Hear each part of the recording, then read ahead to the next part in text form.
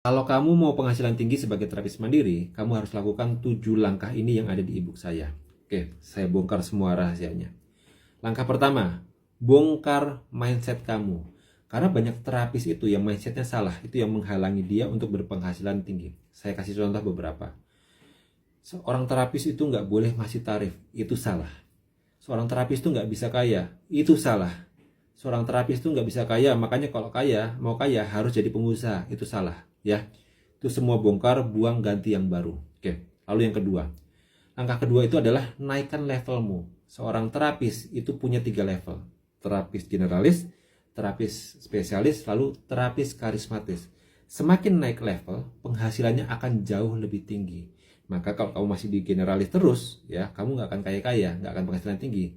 Kamu harus naik kelas ke spesialis, kalau bisa sampai ke karismatis. Oke, itu langkah kedua. Langkah ketiga apa? Yaitu adalah ketahui siapa target market kamu. Siapa sih klien ideal kamu, pasien ideal kamu.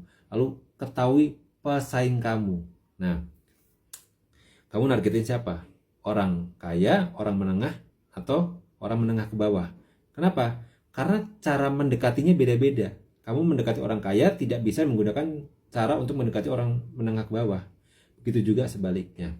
Lalu kita harus ketahui persaingan, ya. Siapa sih persaingan kita? Untuk apa? Paling gampang adalah untuk nyontek. Mereka lakukan apa, kita lakukan juga, gitu ya. Lalu langkah keempat, ya, ngonten dan live kalau bisa. Nah, ngonten ini paling banyak yang salah, ya. Ada yang ngonten asal-asalan. Lah, kita ini mau jualan terapi, tapi konten di sosial media kita lagi nyanyi dangdut, dengerin Rhoma Irama, lagi jalan-jalan, lagi selfie-selfie. Ya nggak nyambung. Pengen dapat pasien, tapi kontennya tidak mencerminkan kita bahwa kita itu mencari pasien, ya. Artinya apa? Konten kamu banyak salahnya, rusaknya. Makanya kamu harus belajar namanya bikin konten. Ada yang namanya pilar konten, ada yang namanya konten andalan. Itu nanti kamu baca di ebook saya. Lalu langkah kelima, kalau konten kamu sudah bagus, saatnya kamu konversi. Kalau konten kamu bagus, pasti nanti banyak yang WA tuh. Pak, saya mau terapi, Pak, saya mau terapi, saya mau terapi. Tapi kalau kamu tidak bisa konversi, tidak bisa closing, maka nanti kamu nggak akan bisa dapat pasien. Percuma, nanti mereka akan mental. Nah, konversi itu kebutuhannya apa? Cuma 2, kepercayaan sama kebutuhan.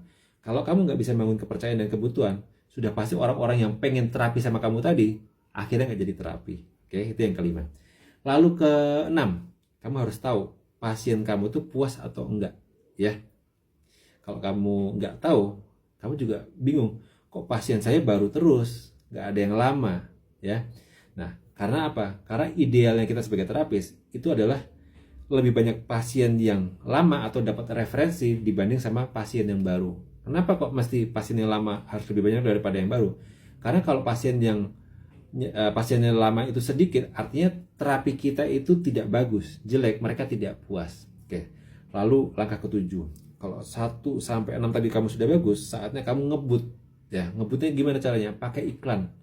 Kalau iklan, ya, itu di langkah 1 sampai ke 6 kamu belum bagus, iklan kamu pasang berapapun, kamu pasti boncos. Tapi kalau langkah pertama sampai ke 6 sudah bagus, kamu ngiklan sedikit aja, pasien kamu akan nambahnya banyak luar biasa.